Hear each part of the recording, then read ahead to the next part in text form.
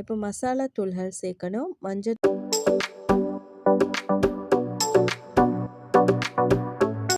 Hello guys, welcome to review 360. இன்றைக்கி நாங்கள் பொலசிக்கா கறி எப்படி செய்கிறேன்னு தான் பார்க்க போகிறோம். பிகினர்ஸ்க்கும் ஈஸியாக செய்யக்கூடிய மாதிரி தான் இந்த ரெசிபியை செஞ்சுக்கிறோம். இதுக்கு முதல்ல ஒரு சின்ன சைஸ் பொலசிக்காய் எடுத்து இது போல் கட் பண்ணி தோலை சீவி கழுவி எடுத்துக்கோங்க. நீங்கள் இப்போ தான் எங்களோட சேனல் ஃபஸ்ட் டைம் பார்க்குறீங்கன்னு சொன்னால் மறக்காமல் சப்ஸ்கிரைப் பண்ணி வச்சுக்கொள்ளுங்க. அப்போ தான் இனிவார ஒவ்வொரு புதிய ரெசிபிஸும் பார்த்து கொள்ளக்கூடியதாக இருக்கும். இப்போ இதை நல்லா இது மாதிரி சின்ன சின்ன கீரல்கள் போட்டு சின்ன துண்டுகளாக வெட்டி கழுவி எடுத்துக்கோங்க. அடுத்தது இதுக்கு தேவையான அளவு வெங்காயம் போட்டுக்கிறேன், தக்காளி.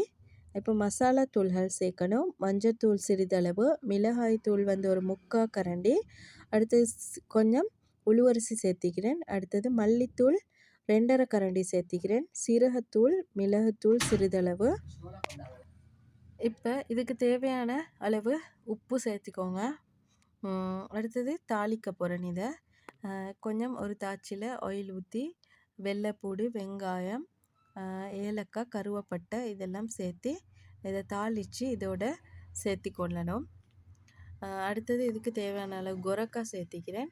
இப்போ இதை நான் விறகு அடுப்பில் தான் செய்கிறேன். இது மாதிரி இது கொதித்து வர நேரத்தில் நாங்கள் வந்து இதுக்கு தேங்காய் பால் சேர்த்து கொள்ளணும்.